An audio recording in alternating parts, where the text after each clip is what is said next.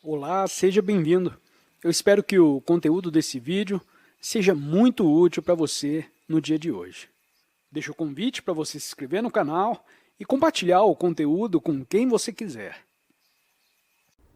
O homem natural vive inteiramente em sua imaginação e para ela. Todas as suas lutas, todos os seus objetivos são sínteses de sua mente, que está em agitação eterna.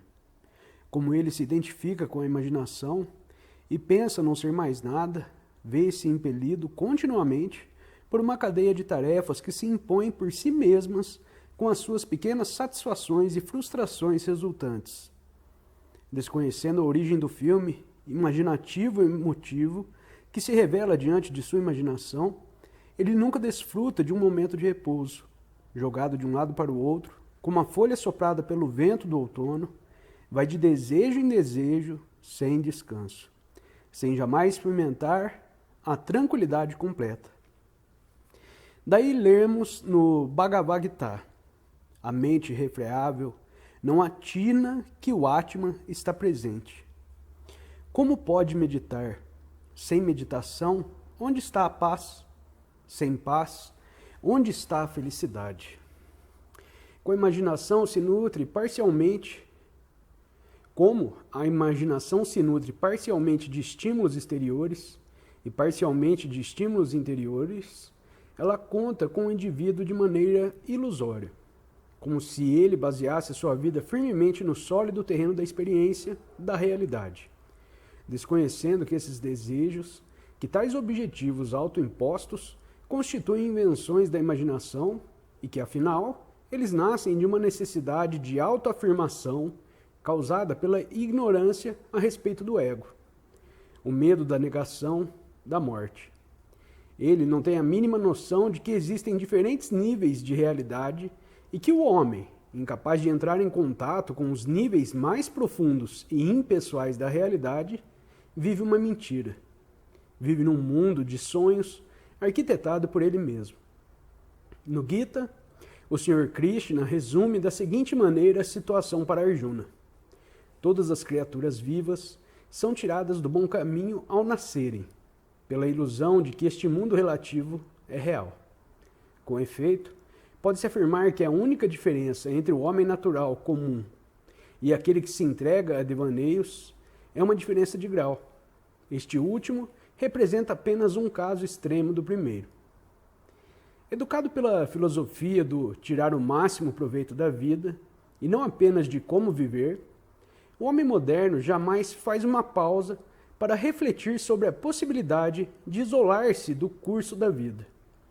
Está loucamente obcecado pela ideia de subir, mas nunca se pergunta por que direção.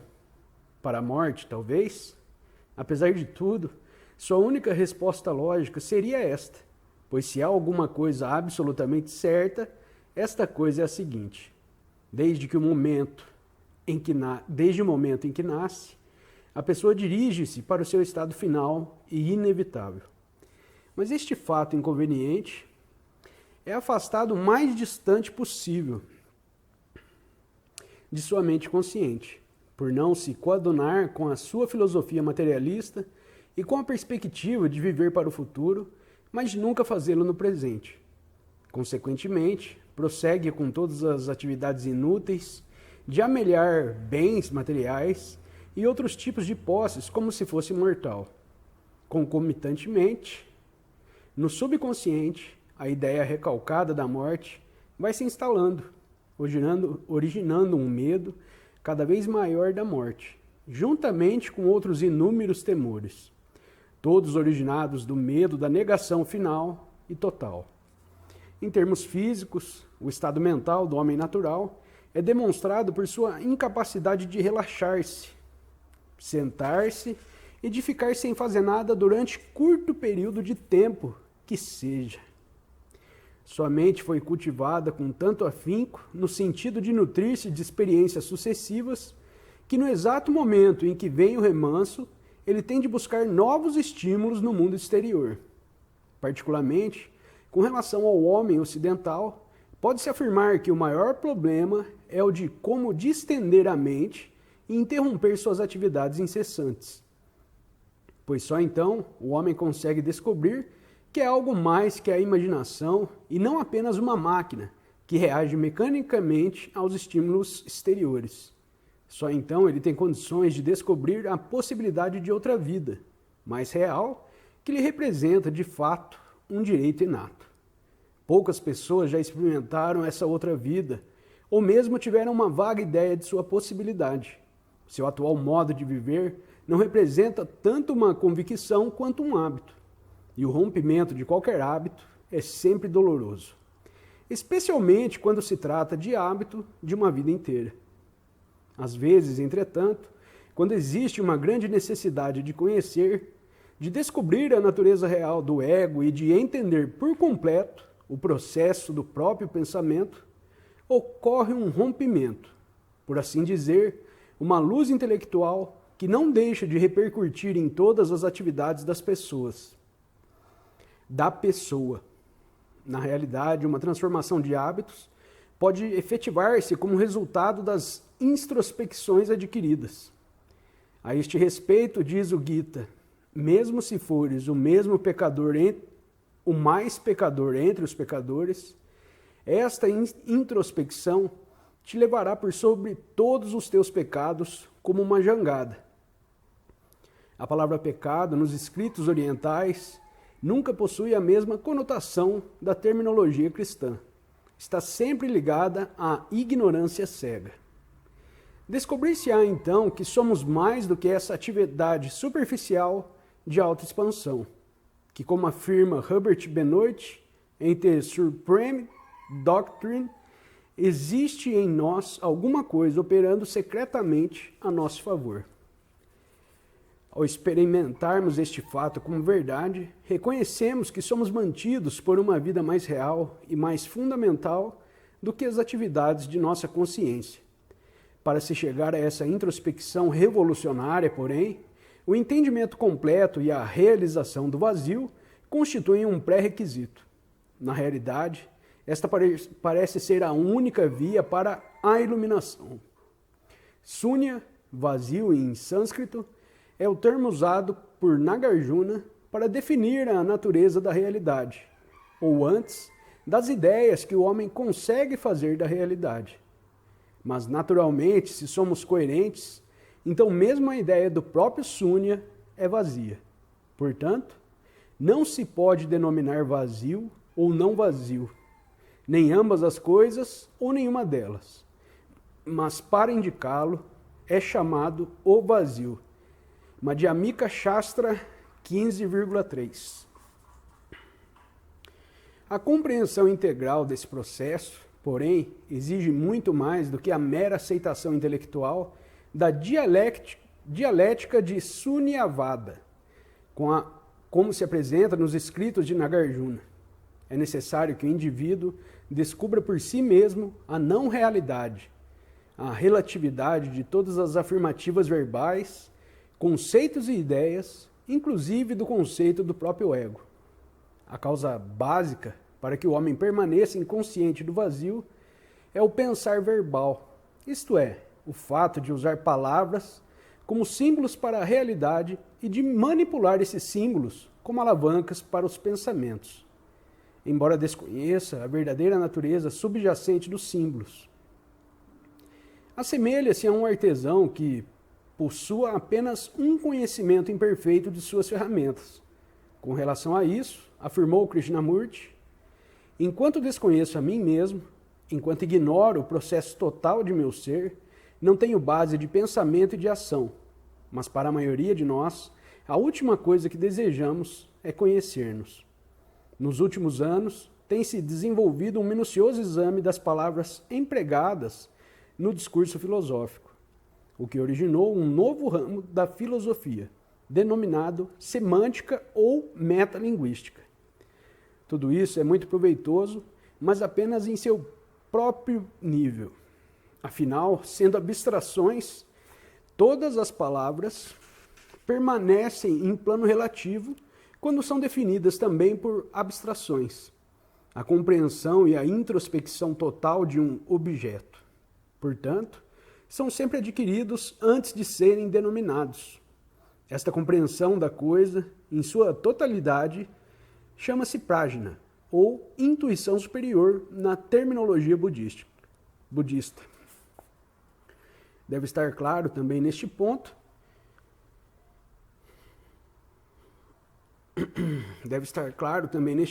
que palavras, conceitos e ideias em si só conseguem originar sistemas de representação das afinidades das abstrações ou símbolos, e estes jamais conduzem à libertação. Em outras palavras, não há filosofia que transcenda a dualidade e abrange o absoluto, aquilo que não é do tempo nem do espaço. O homem só experimenta a realidade quando se esvazia de todos os conceitos, ideias e símbolos de qualquer tipo. Assim, vemos que a compreensão do vazio sugere algo mais do que o entendimento do simples anexim segundo o qual o mundo inteiro é um palco, que, embora expressando a sensação de pré-determinação do drama da existência, ainda parece formular-se dualisticamente. Novamente, parece impor-se uma citação de Krishnamurti. A revolução psicológica e criativa, a revolução em que o eu não está presente, só se realiza quando pensador e pensamento constituem uma unidade. Quando inexista um dualismo do tipo pensador que controla o pensamento.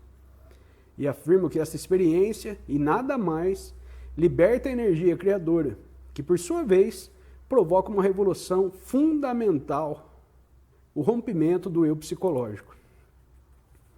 De um modo geral, pode-se afirmar que para se viver inteiramente dessa maneira, ou seja, para nos libertarmos do domínio da imaginação, que originalmente criou a ideia do eu, e que nada pode fazer senão proteger e resguardar esse ego, é fundamental não se perder jamais o contato com o vazio.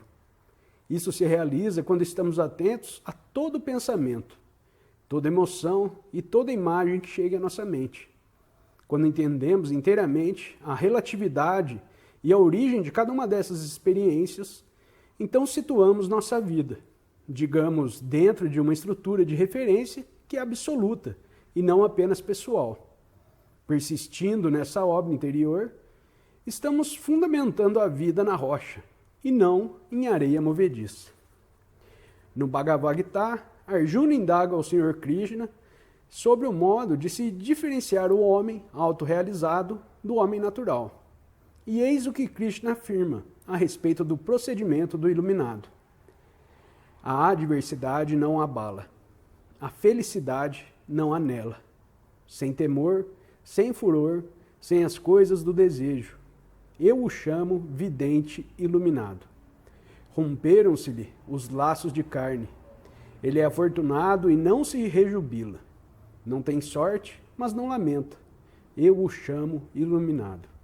A água corre sempre para o mar, mas o mar nunca se agita. Corre o desejo na mente do vidente, mas ele nunca se conturba. O vidente conhece a paz. O homem que as próprias ânsias incita, nunca conhecerá.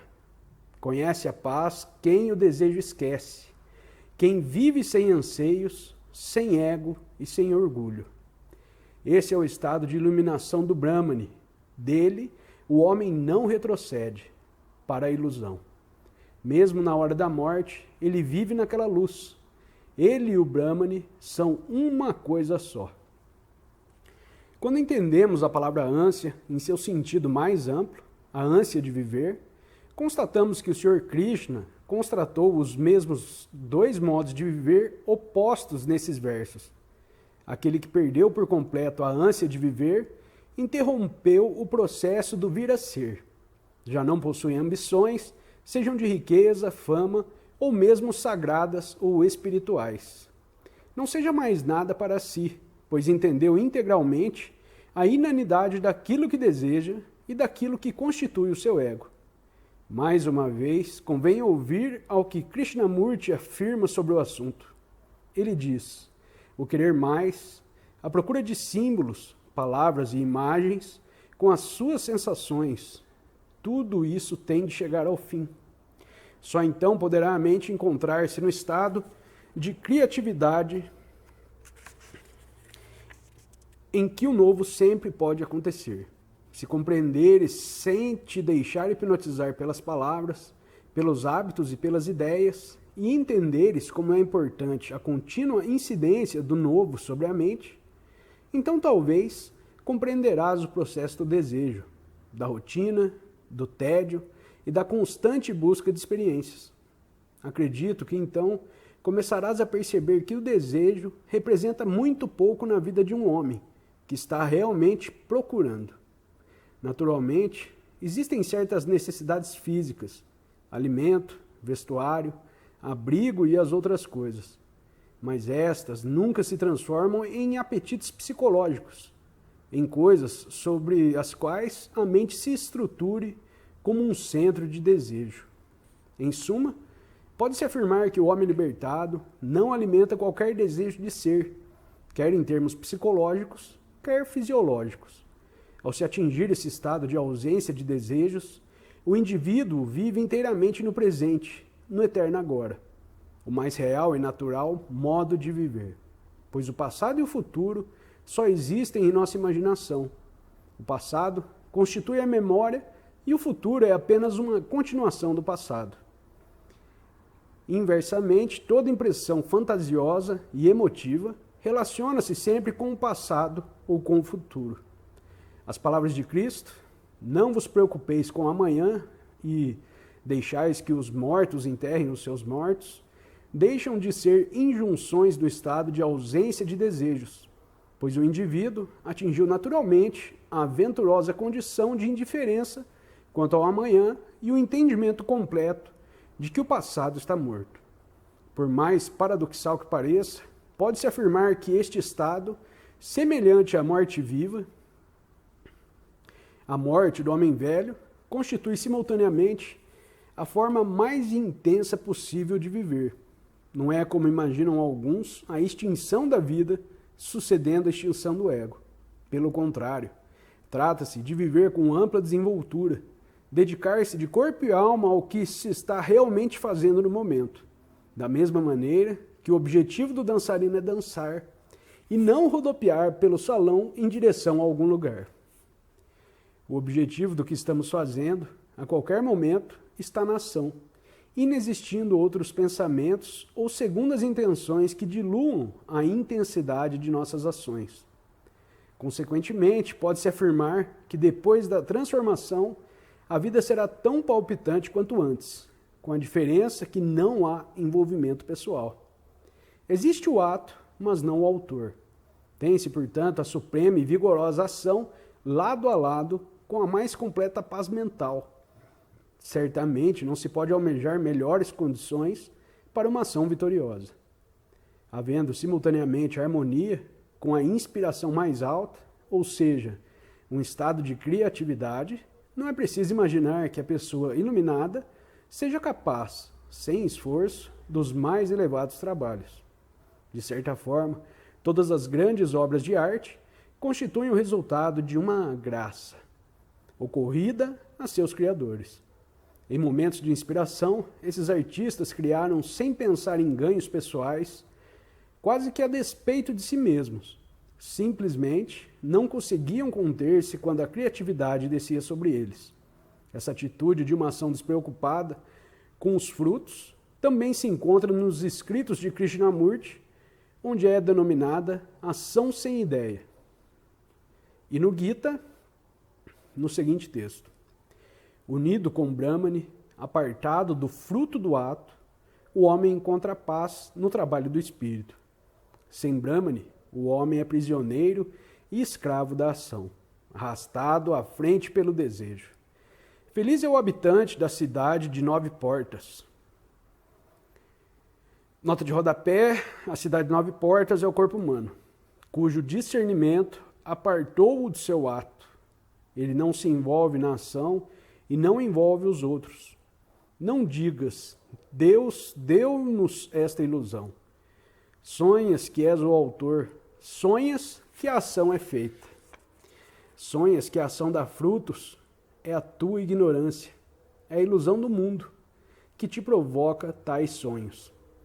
Em outra parte, lemos: os videntes dizem mesmo que é sábio aquele que age sem planos e sem ânsias. Pelo fruto do ato, seu ato separa-se do autor, rompe-se a cadeia da ação, fundida na chama de meu conhecimento, de costas para o fruto. De nada precisa. O Atman é o bastante. Ele age e está além da ação. O que a vontade de Deus lhe dá, ele aceita e se satisfaz. Ao prazer sucede a dor. Ele não se preocupa. A perda sucede o ganho. Ele é indiferente. A quem deveria invejar? Ele age, mas não está preso pela ação. Quando os elos se rompem, seu coração iluminado palpita em Brahmani. As suas ações todas são adorações de Brahmani.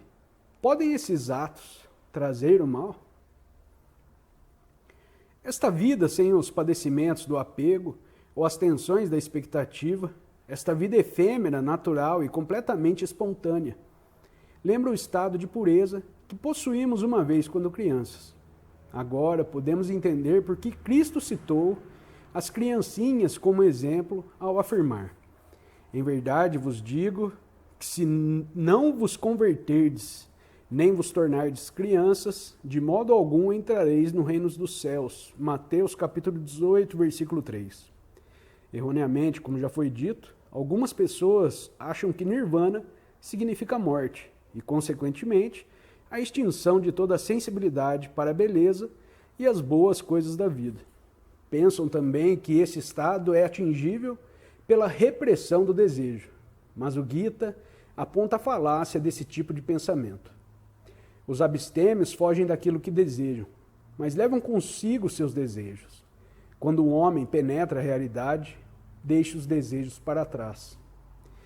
Quando o homem deixa para trás os seus desejos, ou os esquece, como se lê em outra parte do Gita, ele certamente deve estar livre deles, porque destruiu a ilusão, a ignorância, a origem e a inanidade do que ele denomina desejos, foram-lhe reveladas. Nota de rodapé. Foram as seguintes as primeiras palavras do Buda após a sua experiência de descoberta da luz. Desejo, conheço tua raiz, da imaginação nasceste. Nunca mais me entregarei à imaginação e desejos nunca mais os terei. Continuando a leitura, nesse estado de compreensão e pureza, ele pode desfrutar inteiramente dos prazeres que lhe cruzam o caminho, pois é livre, jamais apegado, jamais escravo da experiência. Esta situação foi resumida nos seguintes versos maravilhosos, presentes na obra do professor Bleach, Zen in the English Literature and Oriental Classics. He who bends to himself a joy, doth the winged life destroy, but he who kisses the joy, has it flies, lives in eternity sunrise. Tradução do texto: aquele que se concentra numa alegria, destrói a vida sublime, mas aquele que beija a alegria quando ela passa voando, vive na aurora da eternidade. Seguindo a leitura, ao contrário do homem natural que vive superficialmente, que vive na periferia, o homem autorrealizado vive a partir do centro do seu ser, e sendo, a um só tempo, a fonte e a sua manifestação, ele é livre. Vive num estado de criatividade, inspiração e amor. É este o amor que os cristãos denotam como a palavra ágape. Ao contrário do que geralmente acontece, o nome de amor não é um estado emotivo, por se tratar de condição de total desapego. Nota de rodapé. Num nível mais elevado, seria mais exato falar-se de uma condição que não é apego nem desapego, pois os dois termos ainda se referem a um ego. Continuando a leitura, ao passo que a emoção representa sempre o oposto, não pode realmente ser definido, mas talvez seja possível afirmar que está mais ligado a uma completa compreensão, primeiro de si mesmo, e como resultado disso, uma introspecção na natureza do mundo exterior, que é então considerada igual ao ego. Os budistas dão o nome de Karuna a este amor. E segundo o Dr. D.T. Suzuki, trata-se apenas de mais um aspecto do prajna, a sabedoria transcendental. Com esse amor, o homem é capaz de ações puramente construtivas, sem pensar em ganhos para si mesmo. Essa ação é ainda completamente espontânea e não premeditada, e nasce da fonte original do seu ser, isto é, aquilo que é, a um só tempo, pessoal e impessoal. Esse homem amará o seu próximo como a si mesmo, mesmo que o próximo declare ser seu inimigo, pois amá-lo como a si mesmo significa transcender toda a dualidade, perceber que os inimigos, mesmo ao cometerem as maiores atrocidades, são cegos por causa da ignorância ou porque agem dessa forma, segundo as palavras de Cristo, pois não sabem o que fazem. No Gita lemos, aquele que observa com a mesma visão os amigos e os camaradas, o desafeto e os afins, o indigno e o perverso, os que o julgam e os que não pertencem a qualquer facção, este é o maior. Em termos psicológicos, o homem autorrealizado representa a etapa final do homem natural, pois atingiu o mais elevado grau de adaptação, uma perfeita harmonia com seu meio. Por mais paradoxal que possa parecer, tendo perdido o medo da morte, aumentou seu valor de sobrevivência, através do entendimento integral da faculdade do autoconhecimento, pelo que o homem se diferencia dos animais. Ele transformou algo que ainda está sempre presente no homem natural, como potencial de neurose, quando não como fonte atuante de neurose, em bênção positiva, um meio de conhecer e realizar sua própria natureza divina. Encerramos aqui a leitura desse capítulo. Deixo o convite para você se inscrever no canal. Segue aí o link dessa playlist para você acompanhar a leitura na ordem correta. Desejo a todos um ótimo dia, um grande abraço e até o próximo capítulo. Tchau, tchau.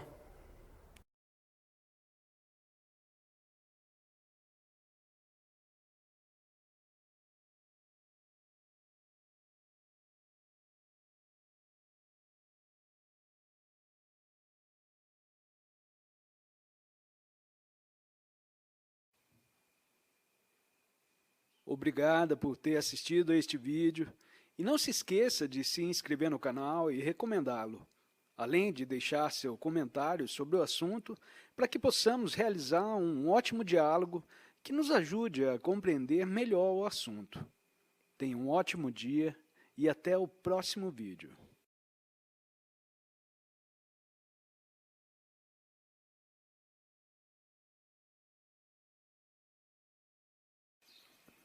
Olá, seja bem-vindo. Eu espero que o conteúdo desse vídeo seja muito útil para você no dia de hoje. Deixo o convite para você se inscrever no canal e compartilhar o conteúdo com quem você quiser.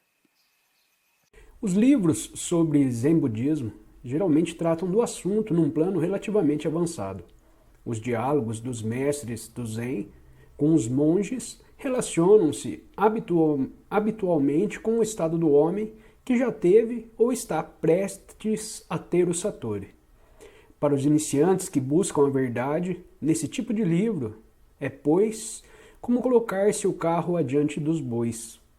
Todas as obras sobre o Zen assinalam a necessidade que tem o homem de acabar com os pensamentos conceituados, isto é, de mortificar a mente ou terminar por completo com o pensamento. Nesse ponto, naturalmente, estão de acordo com as palavras de Krishnamurti.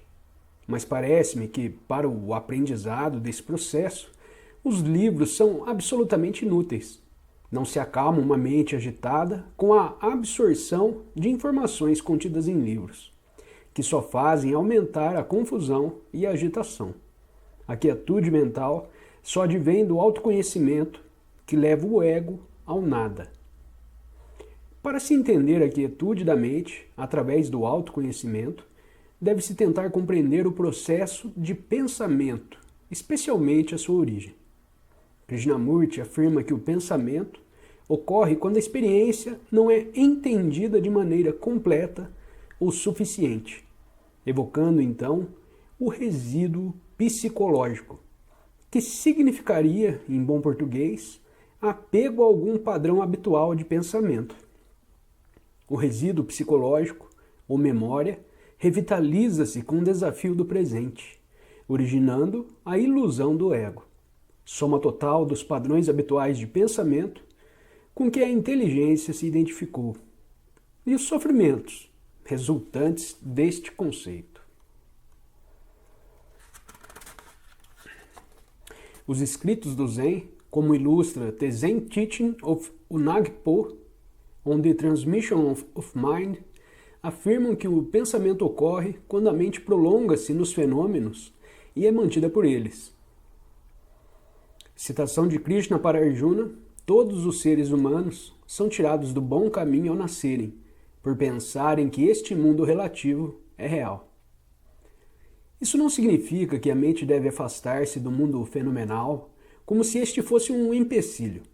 Ela deve apenas considerar todos os fenômenos numa mesma escala de importância ou insignificância. Wang Po diz que devemos a tudo considerar com a mesma visão, como se estivéssemos indispostos demais para nos preocuparmos com uma coisa determinada. Desse modo, a mente não se prolonga sobre qualquer aspecto fenomenal em particular. Daí não existir formação de conceito ou identificação com os fenômenos. Geralmente, alguns fenômenos são considerados mais importantes do que outros, e nossa atenção se prende a eles. Quais são esses fenômenos? Analisando este fato, constatamos que se trata sempre de fenômenos de alguma forma diretamente relacionados com a manutenção do ego, seja pela impressão de autoafirmação que dá ao indivíduo, seja pela ameaça aos mecanismos conscientes e inconscientes de autoafirmação. É natural que se faça neste ponto a pergunta: como surgiu primeiramente a noção do ego? Pela identificação. Por exemplo, sempre observo os fenômenos em sua interação com o meu corpo ou com a minha consciência. Eu transpiro com calor, e neste caso, há identificação com o meu corpo. Eu representa meu corpo. Vemos que o calor afeta e, aparentemente, causa o suor do corpo. Daí, supomos que são duas coisas independentes em interação. No Zen, por outro lado, não se estabelece a diferença. Os dois fenômenos constituem um único processo, pois o suor tanto é causado pelas características das glândulas sudoríparas, quanto pelo calor.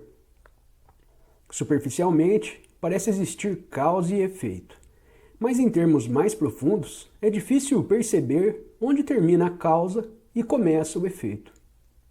Por outro lado, em qualquer experiência psicológica, como na experiência do agradável e do desagradável, existe identificação com um organismo físico-psicológico. Por exemplo, no caso de alguém insultar-me, haverá uma identificação com a imagem, a memória, que leva em minha consciência a respeito de mim mesmo e que eu prezo.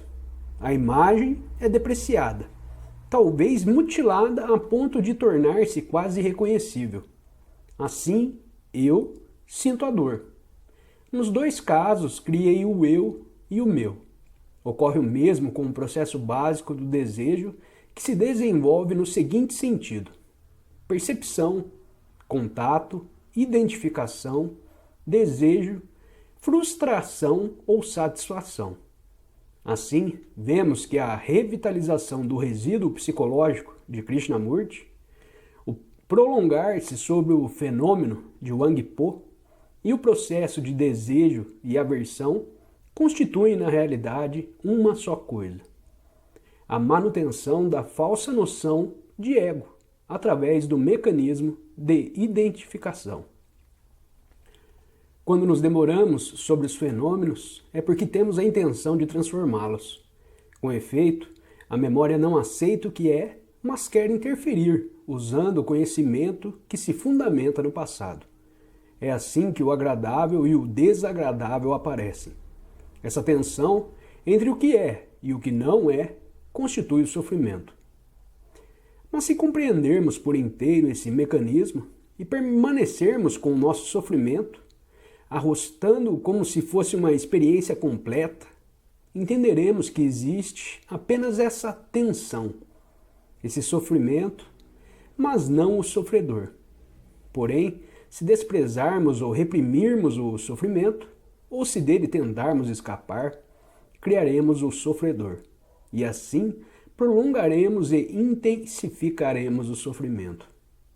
Nesse ponto já deve ter ficado claro que jamais poderemos ser livres enquanto não desistirmos do apego aos fenômenos. Uma vez livre dos fenômenos, não existe mais pensamento conceituado, não há mais consciência da existência do ego.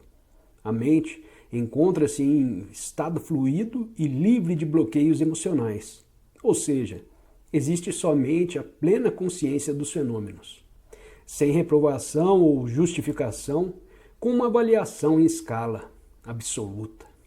Basicamente, portanto, é o fenômeno que nos prende, isto é, a ilusão de sua absoluta realidade. A mente deve observar o mundo fenomenal da mesma maneira que o feixe luminoso de uma câmera de televisão varre a imagem do mundo exterior e que nela se projetou. Outra citação, a recomendação de Takuan de não se parar a mente. Palavras de Takuan sobre o Zen e o manejo da espada. Não se movimentar significa não ficar com um objeto que é visto, pois ao ser visto, ele continua passando e a mente não se detém.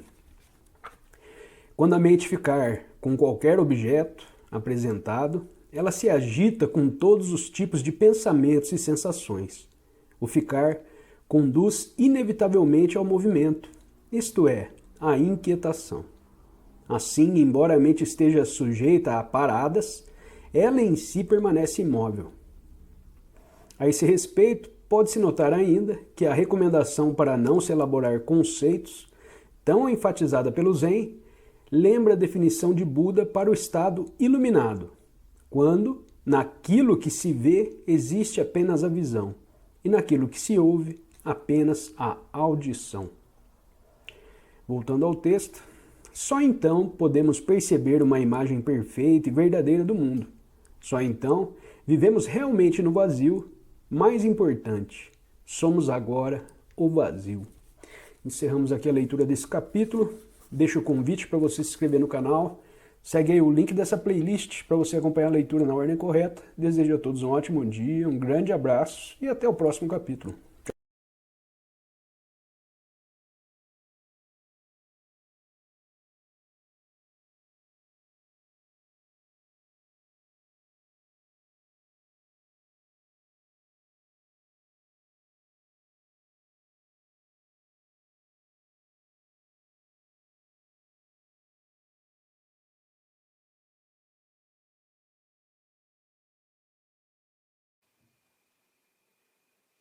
Obrigada por ter assistido a este vídeo e não se esqueça de se inscrever no canal e recomendá-lo, além de deixar seu comentário sobre o assunto para que possamos realizar um ótimo diálogo que nos ajude a compreender melhor o assunto. Tenha um ótimo dia e até o próximo vídeo.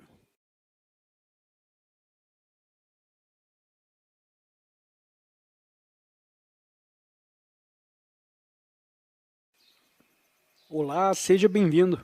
Eu espero que o conteúdo desse vídeo seja muito útil para você no dia de hoje. Deixo o convite para você se inscrever no canal e compartilhar o conteúdo com quem você quiser. O entendimento é uma função que se relaciona com o ato de ver mais do que com qualquer outro. Na realidade, seu mecanismo constitui apenas uma extensão da visão dos olhos, pois com efeito, mesmo esta visão se realiza no cérebro. É interessante observar o bom senso, às vezes encontrado na linguagem. Coloquialmente, usamos ver no sentido de entender. As ideias funcionam como telas que obscurecem o que deve ser visto. Assim, a ideação impede o entendimento, a percepção da realidade. É por isso que no Zen, e nas palavras de quase todos os pensadores religiosos, enfatiza-se tanto o esvaziamento da mente. Quando falamos em liberação, referimos-nos mesmo à liberdade em relação ao medo, A ansiedade que, nas palavras de Kierkegaard, se localiza continuamente na raiz de qualquer experiência do homem moderno. Esse medo constitui simplesmente a nossa submissão a um ou mais conceitos da mente. Por exemplo, a ideia de que, se tal coisa ocorrer, será uma ameaça para mim, implica em diversas suposições ou conceitos não expressos. Primeiro o conceito do eu e depois o de vulnerabilidade do eu pressuposto.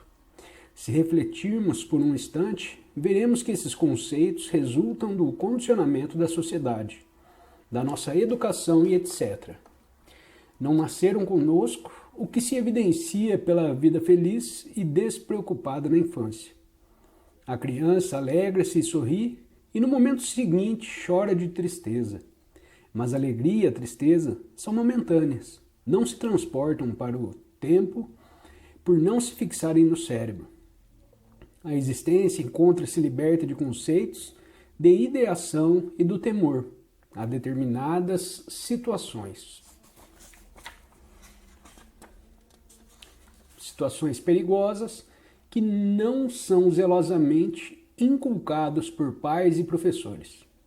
É natural que agora, do alto da nossa maturidade, consideremos com desdém o comportamento infantil semelhante ao dos animais, como se pudéssemos, tão facilmente, dividir a natureza em manifestações animais e divinas.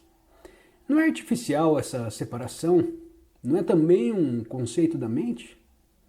Consequentemente, a libertação do medo é uma simples questão de libertarmos-nos primeiro da filosofia, da presença de conceitos em nossas mentes, pois a mente só se tornou a nossa prisão através dessa atividade.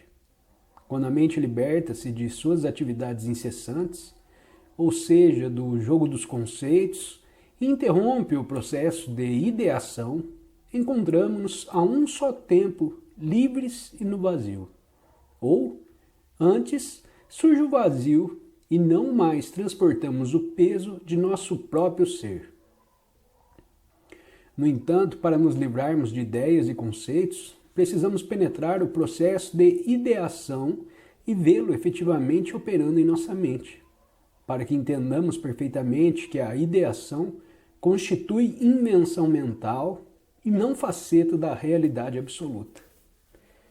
Como esta visão do processo de ideação pode ser tão facilmente impedida pela própria ideação quanto qualquer outra percepção da realidade impessoal. Essa capacidade pressupõe uma certa quietude mental, uma certa abertura para a verdade.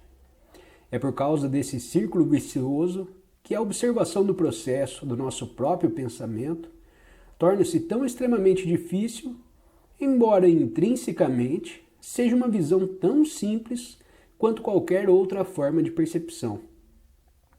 Ao observarmos de maneira imparcial o processo de ideação que se desenvolve em nós mesmos, descobrimos tratar-se de um processo secundário que ocorre numa etapa seguinte à percepção, o que não víamos por causa da extrema velocidade dos processos mentais.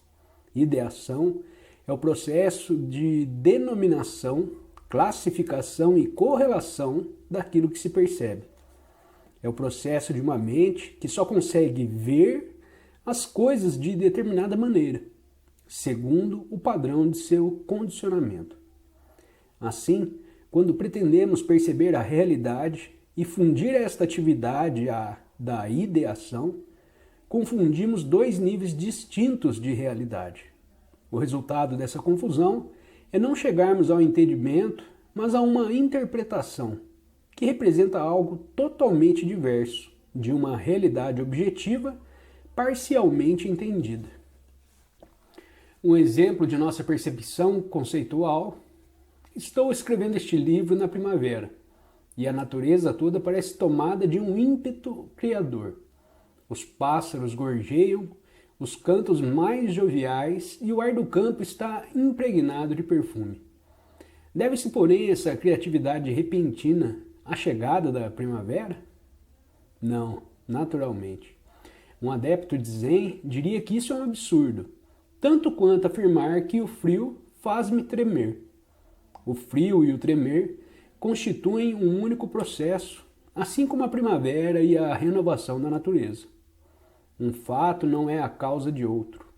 Eles coexistem, mas um não poderia existir se não fosse o outro.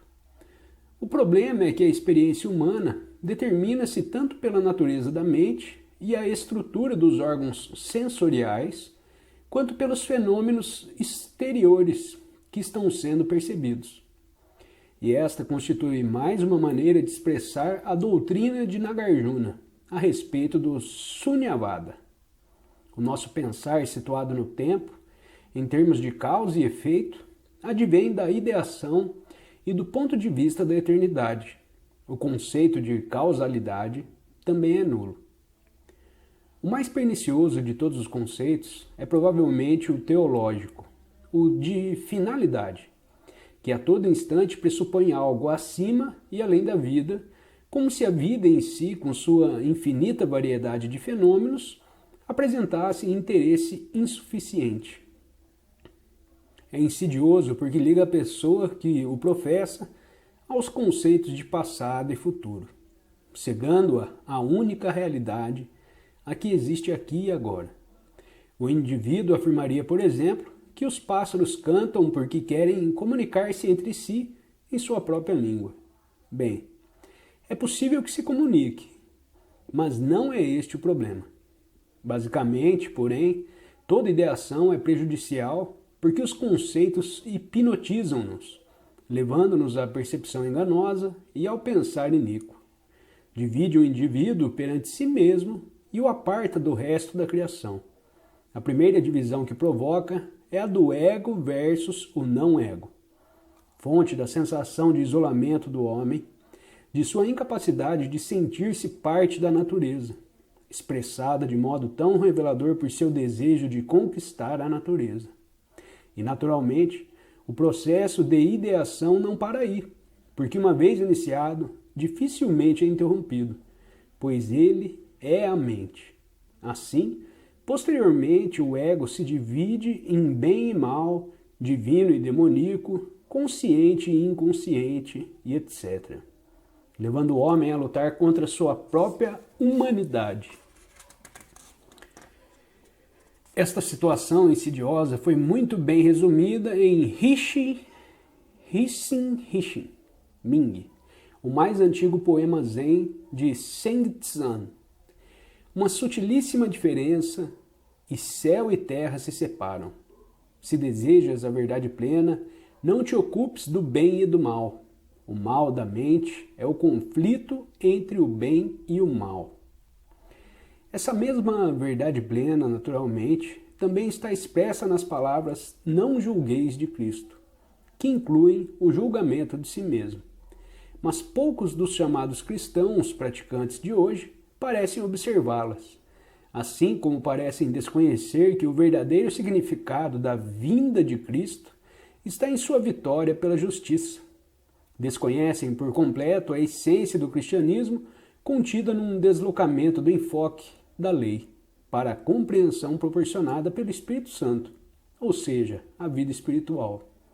Do mundo de pensamento e ideação para a vida do Espírito, em que ilogicidades, como amai os vossos inimigos e outros pares de opostos, podem ser transcendidas e assim começar a fazer sentido. Foi esta a verdadeira inovação do cristianismo em relação ao judaísmo, cujo impacto abalou tanto a igreja estabelecida que seu instigador só poderia mesmo ter fim semelhante ao de tantos outros grandes revolucionários sacrificando a vida. Vemos, portanto, que quando o céu e terra se separam, surge sempre a luta entre o que é e o que deveria ser, o remoer de pensamentos do ego, ato respeitavelmente denominado introspecção, e todas as outras atividades egotistas que visam a melhoria, ao aperfeiçoamento de si mesmo. Já a perfeição do Zen deve ser inteira e simplesmente humana. Comemos, evacuamos, dormimos e acordamos. Este é o nosso mundo. Depois disso, só nos falta morrer. É o que os zen budistas querem dizer com perfeição quando afirmam que somos budistas desde o nascimento ou que fomos criados à imagem de Deus, como diriam os cristãos. Não é a perfeição apenas do zen e do cristianismo, mas também a do taoísmo, pois, segundo Chuang Tzu, o bebê olha para as coisas o dia inteiro sem piscar.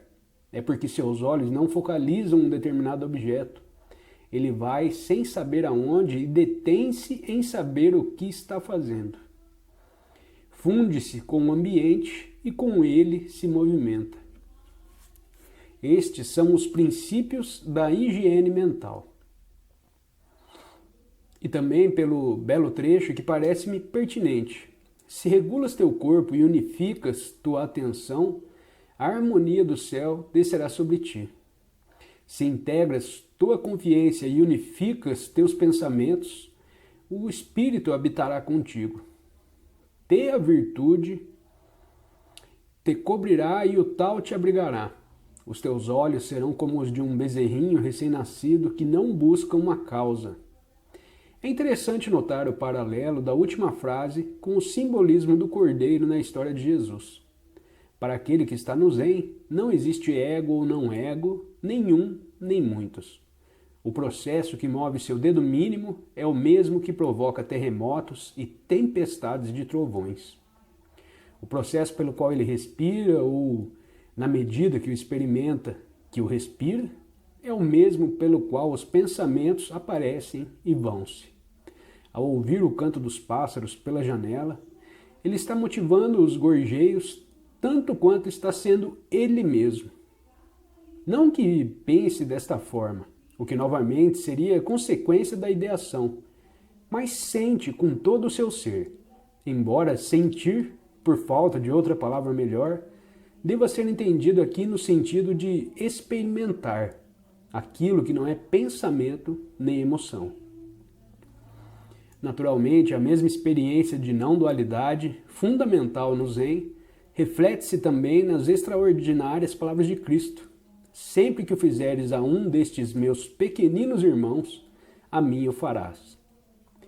Todo sofrimento individual e coletivo pode ser entendido como resultado da ideação. Onde há ideação, há definição. Onde há definição, surgem as divisões e os rótulos. Estes, então, se transformam em lemas e divisas, que tão facilmente tornam-se causas, e causas das guerras e de todos os outros tormentos, como campos de concentração, lavagens cerebrais, bombas atômicas e etc. Não é apenas sobre o plano político que atua esse processo de divisão, mas em qualquer outro, pois a ideação exclui o amor. No chamado plano religioso, por exemplo, ou somos cristãos, ou budistas, ou uma coisa ou outra. Ao menos para a maioria, nunca ocorreu que pudéssemos ser cristãos e budistas ao mesmo tempo. Ou que inexistiam verdades cristãs e budistas, mas que na realidade toda verdade simplesmente é, embora ela possa ser traduzida para a terminologia cristã ou budista. Ao atingirmos esse nível de compreensão, vemos a inutilidade, a infantilidade e o perigo de rotularmos-nos, e então deixamos de erigir barreiras à nossa volta. Novamente, neste ponto, é edificante entendermos como os rótulos pouco significavam para Cristo, que se misturou aos samaritanos e a várias outras pessoas, como os coletores de impostos e as prostitutas que eram consideradas definitivamente desclassificadas na época. Finalmente, vemos o que diz Krishnamurti. Libertadora é a percepção imediata da verdade, e não a ideação. As ideias apenas produzem novas ideias e nunca, de modo algum, trarão a felicidade ao homem. Só quando cessa a ideação, surge o ser, e ser é a solução. Encerramos aqui a leitura desse capítulo. Deixo o convite para você se inscrever no canal. Segue aí o link dessa playlist para você acompanhar a leitura na ordem correta. Desejo a todos um ótimo dia, um grande abraço e até o próximo capítulo. Tchau, tchau.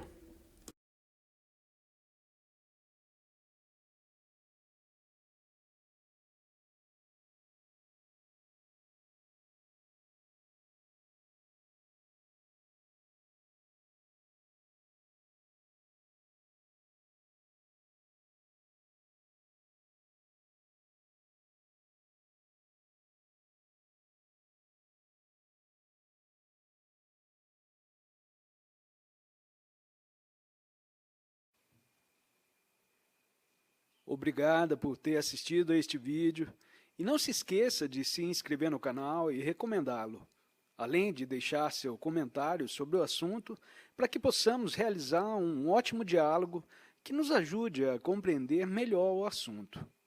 Tenha um ótimo dia e até o próximo vídeo.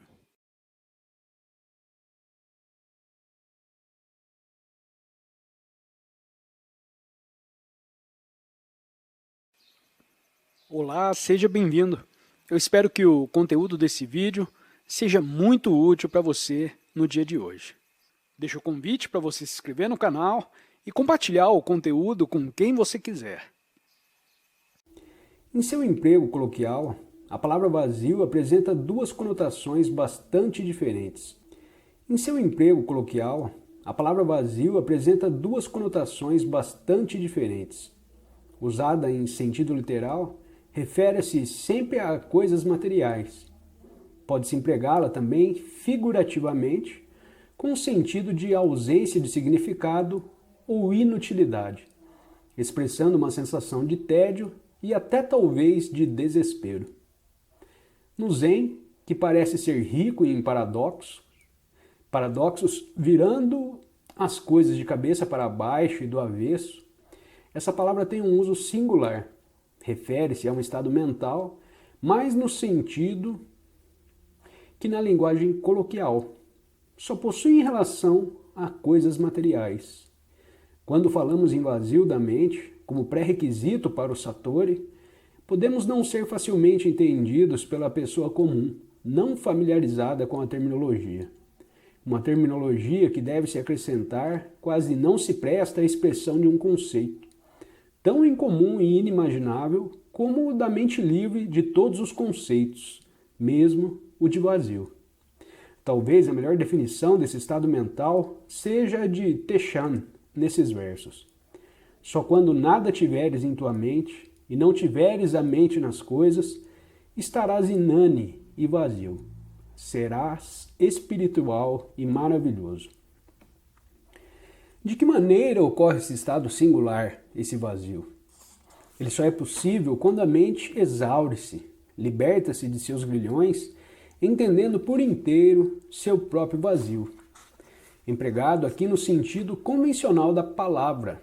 Resumidamente, o Satori pode ser definido, portanto, como uma viagem a partir do vazio, através do vazio em direção à realidade, ou com as palavras igualmente paradoxais de Krishnamurti.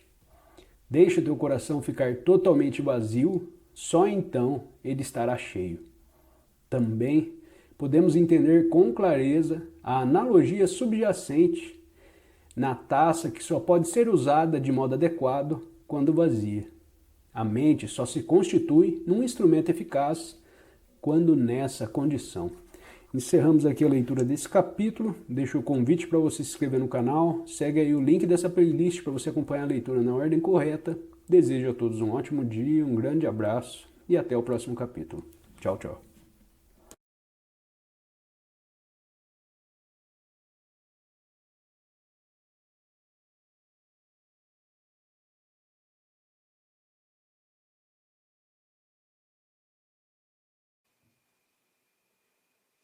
Obrigada por ter assistido a este vídeo e não se esqueça de se inscrever no canal e recomendá-lo, além de deixar seu comentário sobre o assunto para que possamos realizar um ótimo diálogo que nos ajude a compreender melhor o assunto.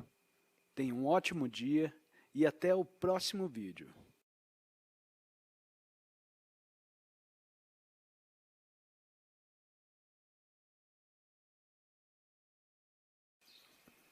Olá, seja bem-vindo. Eu espero que o conteúdo desse vídeo seja muito útil para você no dia de hoje. Deixo o convite para você se inscrever no canal e compartilhar o conteúdo com quem você quiser. O processo de vigilância talvez pode ser apropriadamente definido pelo termo objetivação, isto é, como a despersonalização da experiência do eu à experiência subjetiva e sua transformação em experiência objetiva. Isso acarreta a delineação de um círculo cada vez mais amplo em torno do eu, e a observação deste em seus relacionamentos. A ignorância é a objetividade circunscrita em área muito estreita. Por exemplo, eu posso achar que o Sol gira em torno da Terra. Depois, dentro do limitado círculo da minha experiência, isso é um fato objetivo. Quando alargo minha esfera de observação e vejo a configuração Terra-Sol, suponhamos de um ponto de vista situado fora do Sistema Solar, vejo que é exatamente o contrário. É a Terra que se move em torno do Sol. Esse exemplo é importante porque demonstra a existência de diferentes níveis de realidade em nosso pensamento, embora em sua estrutura de referência, as duas observações sejam objetivas. O campo de observação mais amplo produz uma descoberta mais verdadeira que a do campo mais estreito. Em essência, esse processo é o da evolução do pensamento científico, com a substituição de uma hipótese prática por outra, sem jamais afastar-se da esfera da verdade relativa em direção à da verdade absoluta e incondicional. Demonstra claramente a relatividade de todos os conceitos, o vazio fundamental de todas as proposições, porque sempre se baseiam em relatividades, tanto a reflexão das propriedades da mente e dos órgãos sensoriais, em outras palavras, as limitações do observador, como a das realidades da natureza. O que se aplica à observação dos chamados fenômenos físicos, aplica-se também à dos psicológicos, na descoberta de nós mesmos. Com a diferença de que aqui a ignorância produz sofrimento. Por exemplo, ao considerar meus afazeres, minhas relações com o mundo, todas as minhas experiências confirmam o meu pensamento de que tudo gira em torno de mim. Eu me alegro, eu sofro e etc. Pareço ser o centro do universo, mesmo que experiências amargas desmintam essa visão egocêntrica do mundo e eu experimente o sofrimento, não consigo enfrentá-lo e imediatamente ponho em funcionamento a imaginação em que o eu inventa para si mesmo a posição dominadora que almeja e sem a qual não poderia enfrentar a vida. Hubert Benoit, em seu livro sobre Zen Budismo, dá a esse processo o nome de mecanismo de compensações. O que acontecerá, porém, se eu interromper esse processo e o inverter? Assim que me observo, a partir do exterior, isso é, do ponto de vista de um espectador objetivo, apresenta-se um quadro inteiramente diverso, uma imagem em que praticamente não apareço. Posso, por exemplo, estar em conflito com uma pessoa.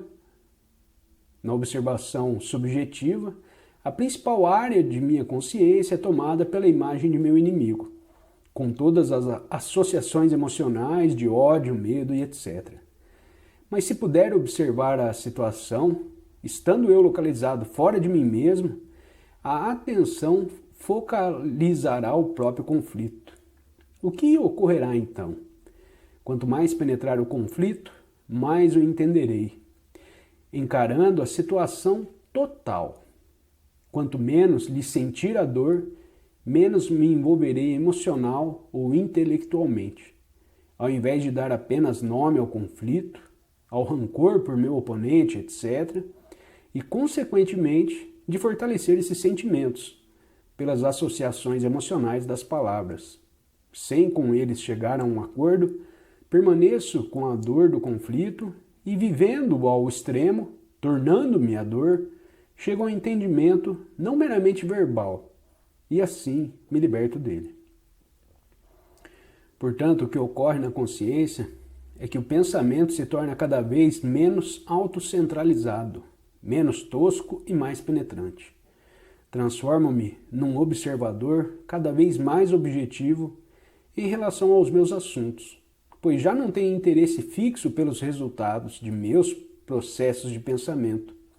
Consequentemente, não existe mais um ponto fixo de onde proceda todo o pensar.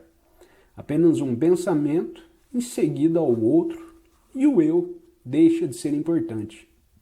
Por fim, percebo que sou uma agitação psicológica. O pensamento chega ao fim e as coisas são vistas diretamente em toda a sua clareza.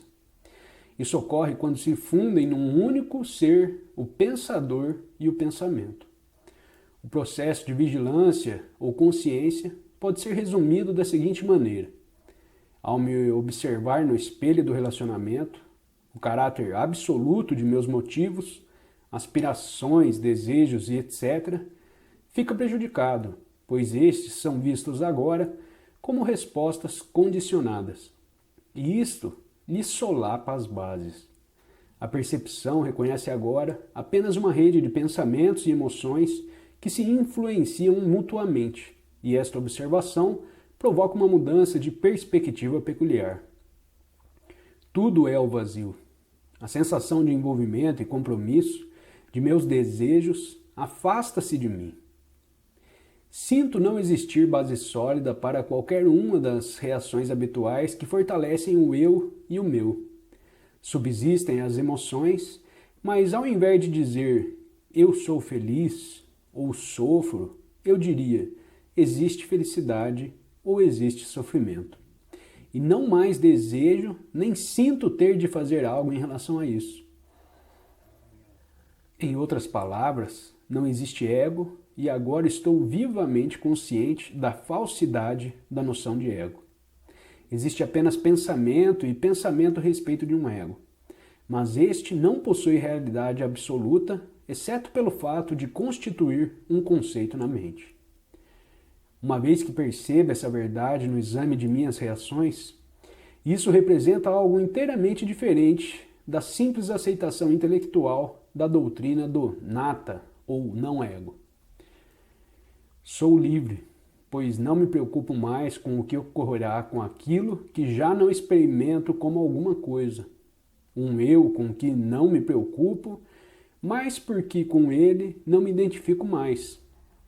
E a partir do momento em que não me preocupo, deixarei de fortalecer o eu em seu centro. Consequentemente, minhas ações e meus pensamentos já não estarão presos dentro dos limites do ego. Será o começo da liberdade. Pela observação, toda emoção é neutralizada logo que aflore, evitando-se assim o estado emotivo e seus apegos.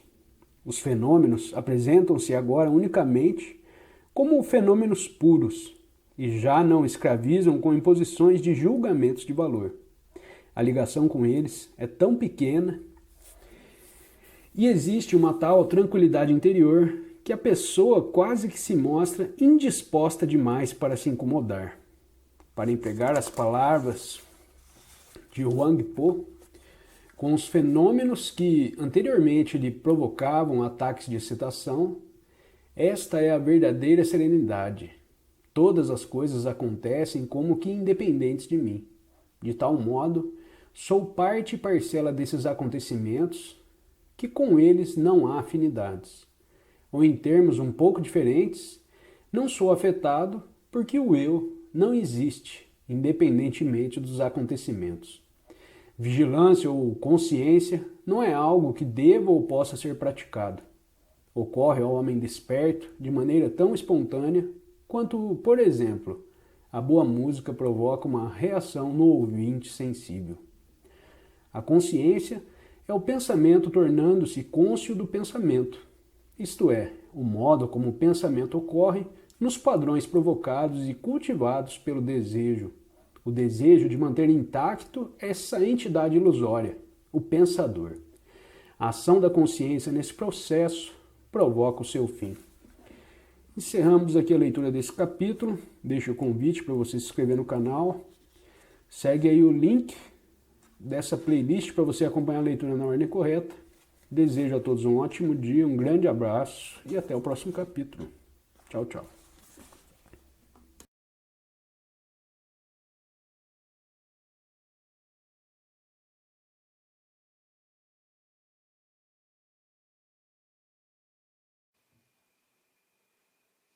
Obrigada por ter assistido a este vídeo e não se esqueça de se inscrever no canal e recomendá-lo, além de deixar seu comentário sobre o assunto para que possamos realizar um ótimo diálogo que nos ajude a compreender melhor o assunto.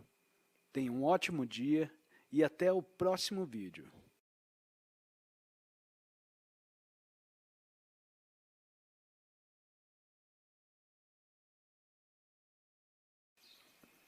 Olá, seja bem-vindo. Eu espero que o conteúdo desse vídeo seja muito útil para você no dia de hoje. Deixo o convite para você se inscrever no canal e compartilhar o conteúdo com quem você quiser. Basicamente, um resumo dos ensinamentos de Krishnamurti. Quando Krishnamurti fala que o pensamento surge da revivificação de um resíduo psicológico, representando este último o resultado do entendimento incompleto da experiência, ele se refere àquele complexo de pensamentos, de sentimentos e de emoções que representam nossas aquisições, esperanças, temores, desejos e etc., que juntos constituem o ego, e sem os quais o eu absolutamente não existiria. A menos que entendamos por completo a origem e o significado de cada um desses pensamentos e sentimentos, eles persistirão. Esse feixe de pensamentos e emoções permanece constante no tempo, isso é, através do processo de reconhecimento e acumulação, do desejo de continuamente tornar-se diferente do que se é agora. Por exemplo, atualmente reconheço que sou mau e devo ser bom. E acredito que para essa transformação preciso de tempo, o que significa que, através de determinados esforços, posso aos poucos acumular bondade e, desse modo, mudar de mal para bom. O esforço de continuidade e de segurança psicológica vem sempre acompanhado do medo. O medo de ser negado, de não ter êxito nos esforços em prol da transformação, na mudança positiva ou negativa de alguma coisa. Esse medo não é superado, pois aquilo que se conquista uma vez deve ser conquistado repetidamente. O medo é a mente, o processo de consciência que se divide e dá continuidade a essa divisão. É por isso que Krishnamurti pode afirmar: a função da mente deve ser independente, senão tua mente simplesmente não estará lá. A sensação de independência, o desejo de ser, seja em termos psicológicos ou religiosos e políticos, é o medo. Consequentemente, se a mente pretender conquistar o medo, estará tentando o impossível, pois por sua própria ação ela só pode fortalecer-se. O medo só se afasta espontaneamente e isto ocorre somente quando a mente se torna absolutamente imóvel. A mente não pode ser forçada à imobilidade, mas se imobiliza espontaneamente quando todo o processo de consciência é completamente entendido. Pode-se perguntar, então, qual o novo fator que entra em jogo quando a mente está completamente quieta? A resposta é que nada ocorre, mas que prevalece um estado de consciência ou inteligência, nem individual, nem coletiva. Esse estado predomina por já não estar coberto de ignorância, que é a consciência orientada para uma estrutura de referência individual, de modo que o ego empírico usa a inteligência continuamente para seus próprios fins. Tendo criado, em primeiro lugar, essa estrutura de referência individual, o ego, que se torna então sua própria prisão. Esse processo cíclico constitui o subproduto infeliz da emergência da autoconsciência, surgido no curso da evolução para proporcionar ao homem isolado maiores possibilidades de sobrevivência física.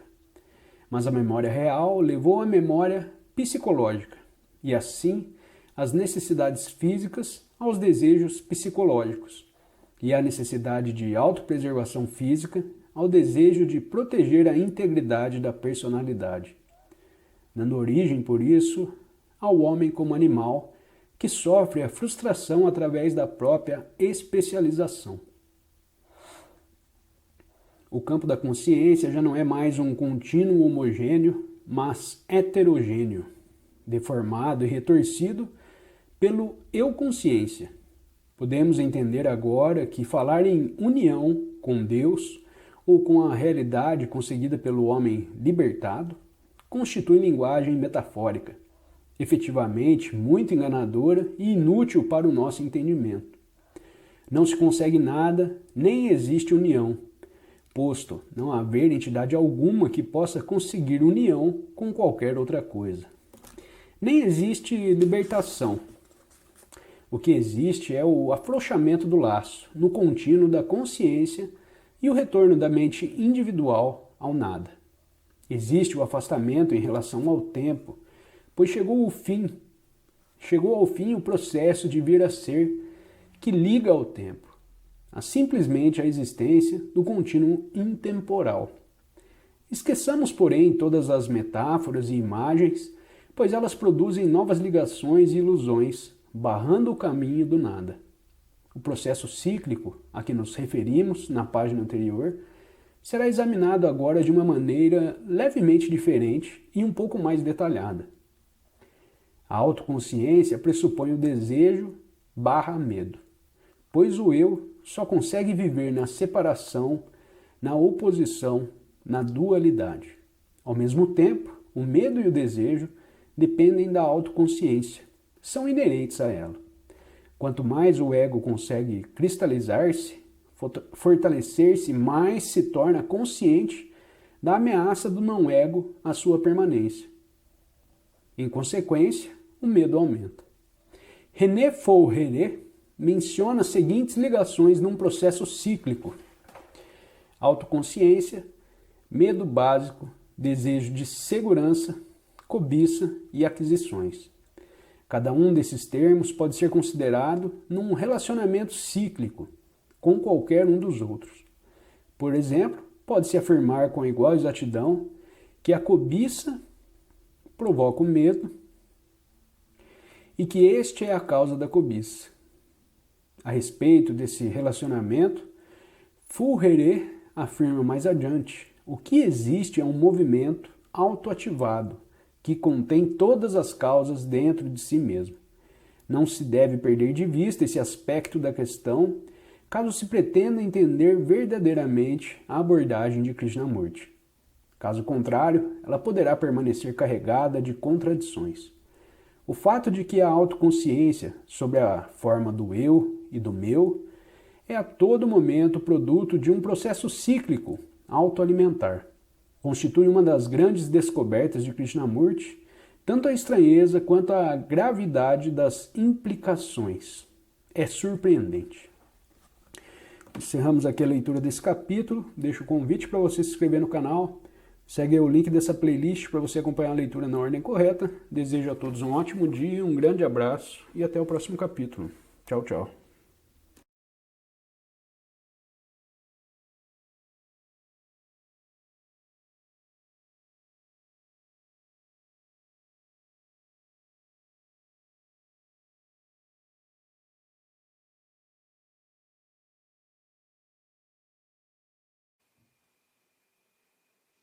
Obrigada por ter assistido a este vídeo e não se esqueça de se inscrever no canal e recomendá-lo, além de deixar seu comentário sobre o assunto para que possamos realizar um ótimo diálogo que nos ajude a compreender melhor o assunto. Tenha um ótimo dia e até o próximo vídeo.